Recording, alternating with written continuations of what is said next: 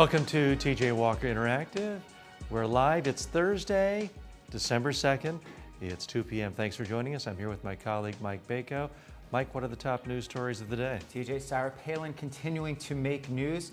Attacks on Sarah Palin continuing to make news. A couple days ago, Joe Scarborough in a Politico.com column called for Republicans to call her out as not a true leader, not a true presidential candidate.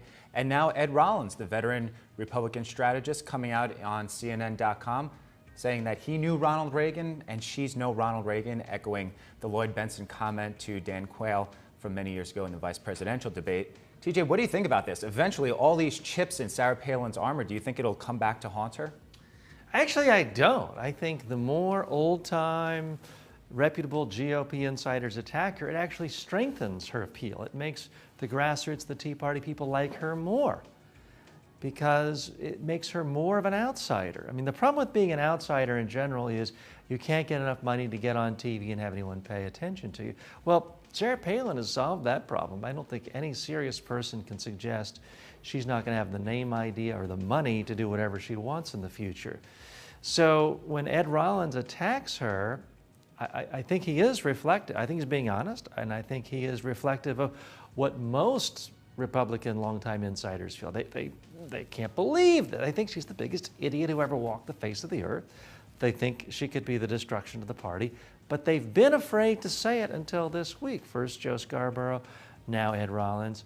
Again, I think Palin has a knack for spinning this in her favor. She can say, you're right, all the old-time insiders, the lobbyists, the people who've been around for 40 years don't like me. That's going to make her more appealing. Now, I'm nothing bad to say about Ed Rollins. He's always pleasant with me when I see him at the green room at CNN. But he is somebody who's been around for 40 years. And he is someone among conservatives held in slight suspicion because he's on CNN. And that's supposedly the enemy. He's not where he should be over at Fox. So I don't think this hurts Palin one bit. Mike? TJ, other news today, a woman applying for a job at Citibank put together the usual standard cover letter, resume, but included a PowerPoint in her efforts to land this job and sort of being derided across the board for just being overzealous and something that these corporations are not really looking for. But to me, it seems like she was trying to stand out from everyone else in the field. Certainly not the same situation as the Duke student from a few months ago who put together a PowerPoint based on some of her sexual conquest throughout her 4 years at Duke. But what do you think about this practice that this girl put into effect here? Do you think this is a new trend? Do you think it's something that because she was held under her feet to the fire so much for this, do you think that people will just stop doing this altogether? Well, there is a fine line when it comes to promoting yourself, especially in the relatively stuffy, rarefied world of Wall Street. I think she's on the right side of the line. A few years back, you may recall when people started using videos with their resumes, there was a fellow who showed himself weightlifting and running and making himself out to be the greatest thing since sliced bread. He was ridiculed as a fool, and I don't think ever got a job. This woman, I think, did the right thing. Yes, she has a resume, but she made what I thought was a fairly clear, easy to see, somewhat memorable PowerPoint. People would like to make fun of her for using clip art. Well, get over it, folks. I, for one, do not see how clip art actually hurts people when it comes to getting their messages remembered. This isn't the PowerPoint I would give if I had a job interview, but as an extra aid to help her stand out, I say, well done. I think we're going to see more of this. Mike? TJ, more news from the New York Times today. In their never-ending effort to bring in more revenue, they're looking to charge customers, and they're using the Weight Watchers model for people paying for the content that they're producing. Do you think that this is eventually going to catch on? I do wish the New York Times well. I really do not think the world was going to be a lot better off if there were no New York Times. Their model, I'm not as familiar with the Weight Watchers model, but I know that they're also being compared to the Consumer Reports model. Now, Consumer Reports is really delivering something different. They spend tremendous amounts of time and money buying products, running it through tests where it's quite rigorous and there can be no bias. So if you're going to buy a microwave, a washer, a car, and Consumer Reports gives it a very high rating, you can really have faith in that. It's not just spin, it's not just PR, and you really can't get that information anyplace else.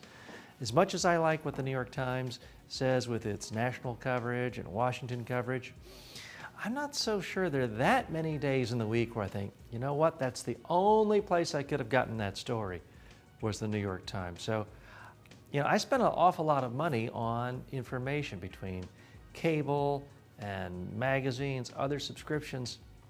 I still don't know if I'm willing to give money to the New York Times online. I mean, for so many years I had the paper subscription. For a while I was paying the subscription on the Kindle. But now I find I'm addicted to my Google Reader that I just read on any computer. So I think they're going to have a hard time. We'll see. TJ, someone else who has some money concerns, remains to be seen whether the PR gimmick of the day from Tampa talk show host Todd Schnitt putting out $50,000 reward for the founder of WikiLeaks if they aid in the capture of Julian Assange. TJ, what do you think about this? Certainly a PR gimmick. He has us talking about it. He's lighting up his phone callers coming in, trying to find out where this guy is. But $50,000, a small price to pay for all the PR that this guy's getting. It's a pretty big price if you don't have it.